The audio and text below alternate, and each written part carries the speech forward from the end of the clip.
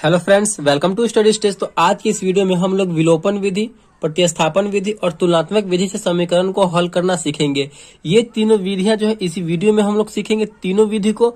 ये जो तीनों विधियां हैं ये आपके क्लास 10th की बोर्ड एग्जाम में किसी एक विधि पे आपके सवाल पूछ ही लेता है। जैसे कि विलोपन विधि से भी पूछ सकता है, प्रतिस्थापन विधि से भी, तुलनात्मक विधि से भी। तो वीडियो को लास्ट तक जरूर देखिएगा जिससे कि आपको क्लास 10th की बोर्ड एग्जाम में कोई भी क्वेश्चन न छूटे। चलिए हम बारी बारी से इन तीनों विधि से समीकरण को सॉल्व करते हैं। बहुत ही अच्छे तरीके से मैं आपको बताऊंगा। तो यहाँ पे हमने एक समीकरण ले लिया है, इक्वेशन ले लिया है x minus 3y equal to 7। ये जो है हमारा ये पहला समीकरण है। ठीक, हमने दूसरा समीकरण लिया है 3x minus 3y equal to 15। ये हमारा दूसरा समीकरण है। तो इस समीकरण को हम विलोपन विधि से पहले सॉल्व करते हैं। देखिए इसको आप समझिए, विलोपन।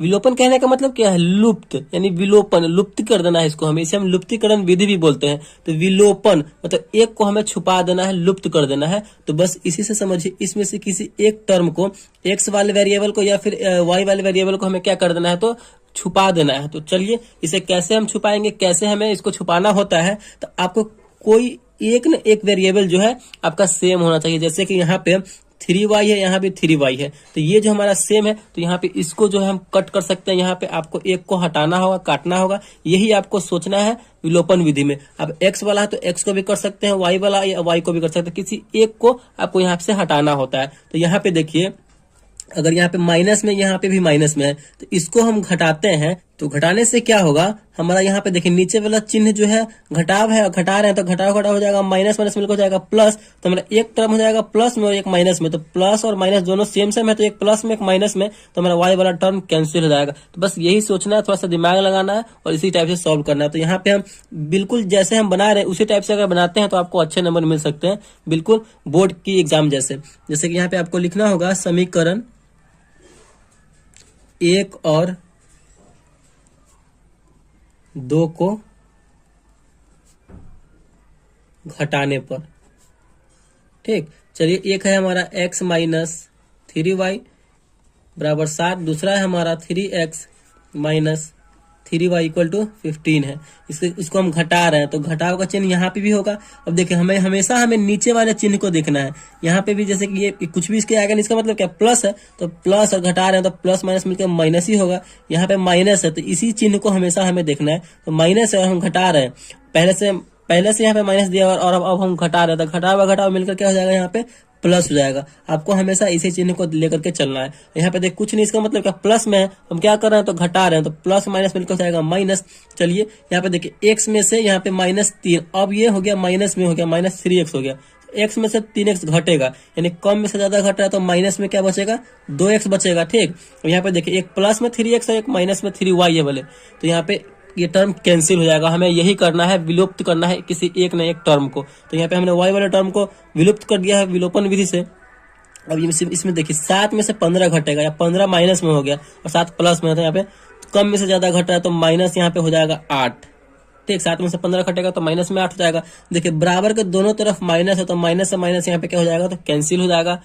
ठीक, तो x इक्वल टू हमारा यहाँ पे x का वैल्यू निकल के आ जाएगा कितना? तो देखिए x इक्वल टू हो जाएगा 8, तो अपने जगह पे है, गुना में लगा हुआ है x के 2, तो बराबर किधर आएगा? तो भाग में हो जाएगा। तो 8 में 2 से भाग देंगे तो कितनी बार में कटेगा? 4 बार में कटेगा। यानी हमारा जो है एक वैल्यू आ गया x का, x इक्वल टू 4।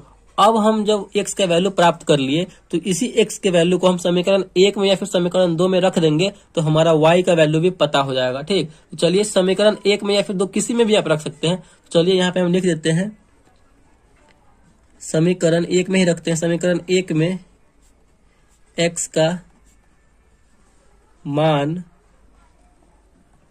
रखने पर, बिल्कुल इसी टाइप से आपको लिखते चलना है, बनाते चलना है बोर्ड एग्जाम में भी। तो हमारा एक समीकरण 1 क्या है?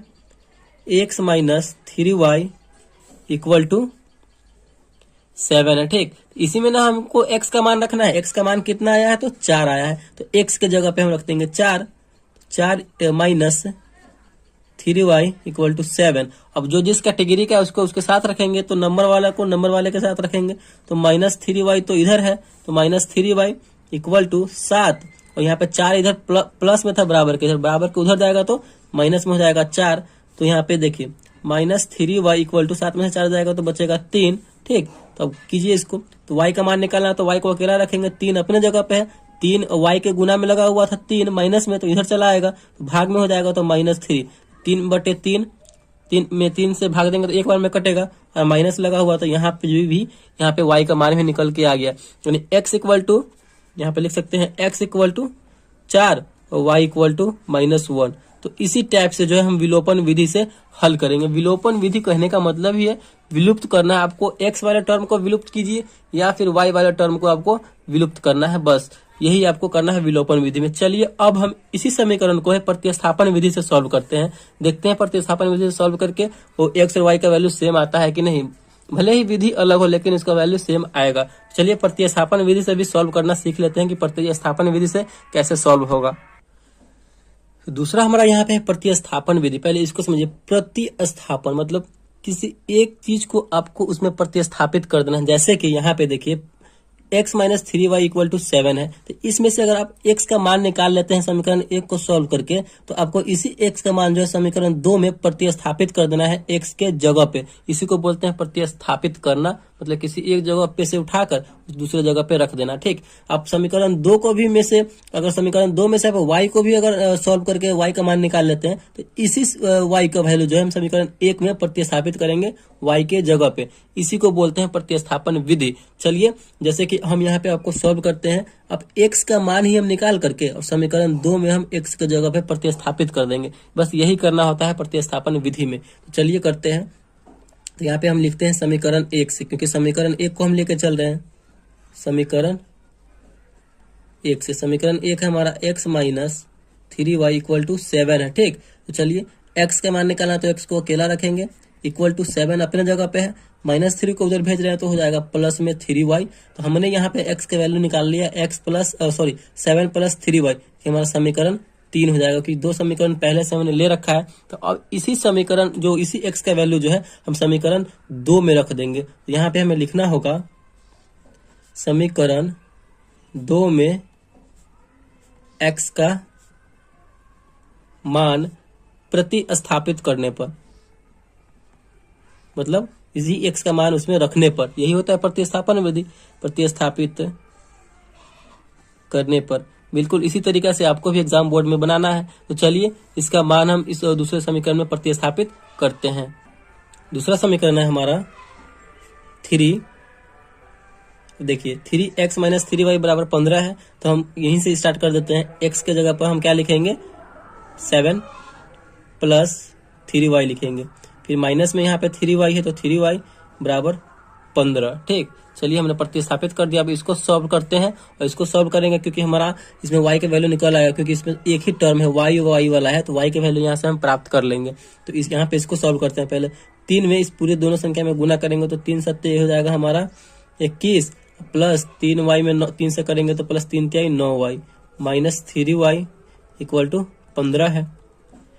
21, देखिए जो जिस कैटेगरी का है उसको उसके साथ रखेंगे। यहाँ पे y वाला टर्म जो है दोनों सेम कैटेगरी का है, तो दोनों को साथ रखेंगे, और नंबर वाले को नंबर वाले के साथ रखेंगे। ठीक, तो 9y प्लस में माइनस 3y माइनस में, तो 9 में से 3 घटेगा बचेगा हमारा 6y बराबर 15 अपने जगह पे। इस नंबर को हम उधर ले जा रहे हैं बराबर किधर में, तो माइनस में बच जाएगा 21। तो यहाँ पे हमारा क्या हो जाएगा, 6y इक्वल टू हो जाएगा 15 में से 21 जाएगा तो माइनस 6 बचेगा। तो y बराबर क्या हो जाएगा हमारा -6, और y गुना में था इसके y के 6, तो बराबर किधर जाएगा तो भाग में हो जाएगा, तो यहाँ पे हो जाएगा 6। अब यहाँ पे कट जाएगा 6/6, एक बार में कटेगा, माइनस लगा हुआ है तो माइनस लगा देंगे, यानी y का वैल्यू हमने यहाँ पे पता कर लिया कितना हो गया। तो y का मान हमारा आ गया -1। अब हम इसी y का मान से x का वैल्यू, एग्जैक्ट x का वैल्यू पता कर सकते हैं। ये जो हमने निकाला है तो ये तो प्रतिस्थापित करने के लिए निकाला है, ये तो x का एग्जैक्ट वैल्यू नहीं है। तो हम क्या करेंगे, आप समीकरण 3 में भी रख सकते हैं, समीकरण 1 में भी रख सकते हैं, समीकरण 2 में भी रख सकते हैं, किसी में भी रख सकते हैं इस y का मान। ठीक, चलिए आपको हम समीकरण 3 में ही रख देते हैं। तो समीकरण 3 हमारा क्या है, यहाँ पे हमें लिखना होगा समीकरण 1 में, समीकरण 3 में ना रख रहे हैं, समीकरण 3 में y का मान रखने पर, समीकरण 3 हमारा क्या है, x equal to 7 plus 3y, वही ना है। तो चलिए रखते हैं x equal to 7 plus 3y, तो y के जगह पे हमें रख देना है -1। तो x बराबर क्या हो जाएगा, 7 प्लस 3 इंटू -1, तो x इक्वल टू क्या हो जाएगा हमारा 7, 3 में -1 से गुना करेंगे तो 3 एकम 3 माइनस में हो जाएगा। तो यहाँ पे x इक्वल टू हो जाएगा 7 में से 3 जाएगा तो 4। तो यहाँ पे फाइनली जो है हमारा x बराबर आ गया 4 और y बराबर क्या आया है तो -1। यहाँ पे हमने भी यहाँ पे प्रतिस्थापन विधि से भी हमने x बराबर 4 और y बराबर -1 प्राप्त कर लिया है। तो आप किसी भी विधि से बनाएंगे आंसर तो बिल्कुल सेम ही आएगा। तो हमने प्रतिस्थापन विधि से भी इस इक्वेशन को सॉल्व कर लिया और सीख लिया है कि कैसे हम प्रतिस्थापन विधि से किसी भी समीकरण को हल कर सकते हैं। अब हमारा लास्ट बचता है तुलनात्मक विधि। तो चलिए तुलनात्मक विधि से भी सॉल्व करते हैं इसी समीकरण को।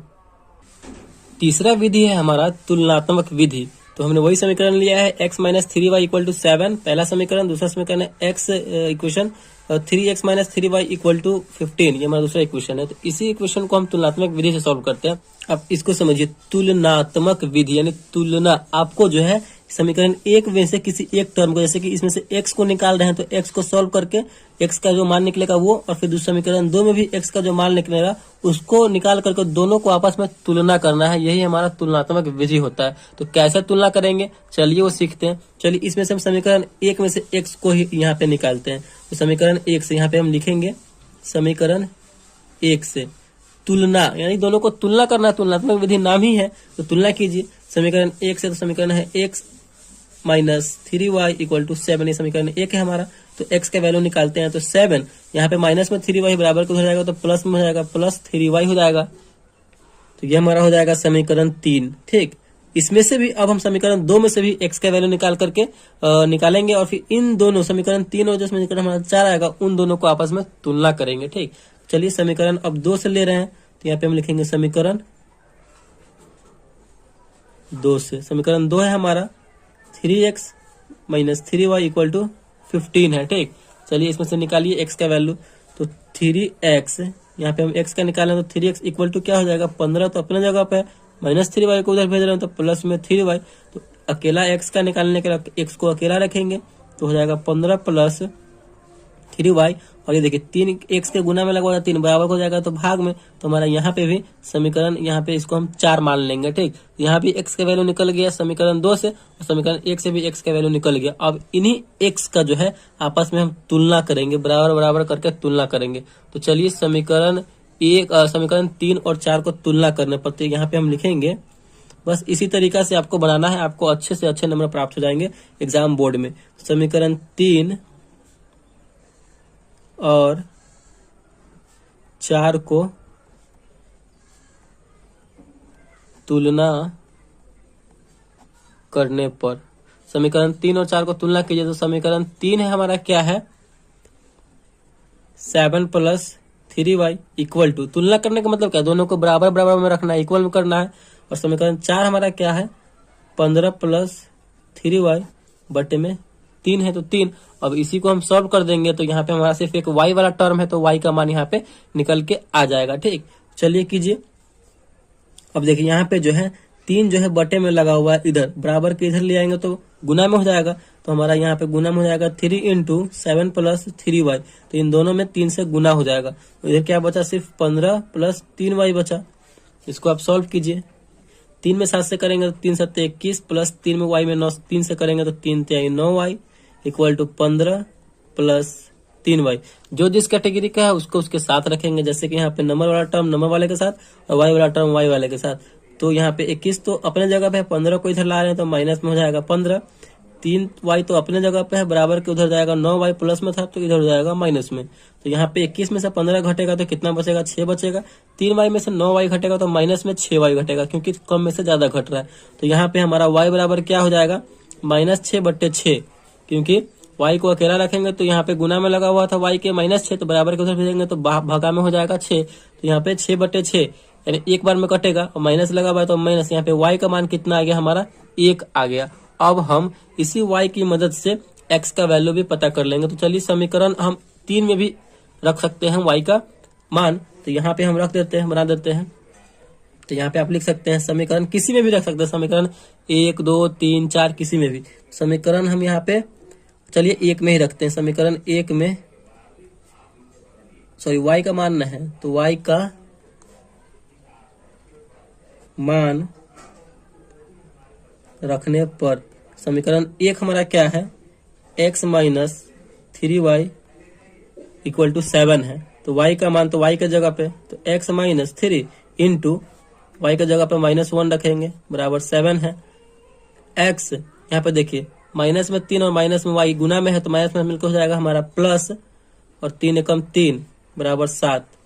ठीक, तो x इक्वल टू क्या हो जाएगा 7 बराबर को हो जाएगा प्लस में 3 तो माइनस में हो जाएगा, तो x इक्वल टू क्या हो जाएगा 7 में से 3 घटेगा तो हमारा बचेगा 4।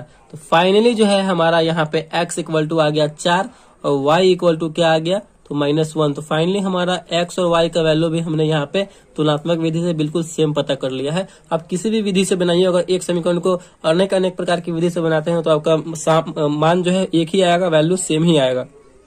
तो आई होप आपको जो है प्रतिस्थापन विधि, विलोपन विधि और तुलनात्मक विधि तीनों अच्छे तरीके से समझ में आ गया होगा, और तरीका भी आपको अच्छे से समझ में आ गया होगा कि तीनों तरीका को हम किस प्रकार सॉल्व करेंगे, किस टाइप से हम सोचेंगे कि ये हमारा समीकरण सॉल्व हो जाए। तो आई होप आपको वीडियो अच्छा लगा होगा और पसंद आया होगा। तो प्लीज वीडियो को एक लाइक कीजिएगा और चैनल पर नया है तो चैनल को सब्सक्राइब जरूर कीजिएगा। Thank you.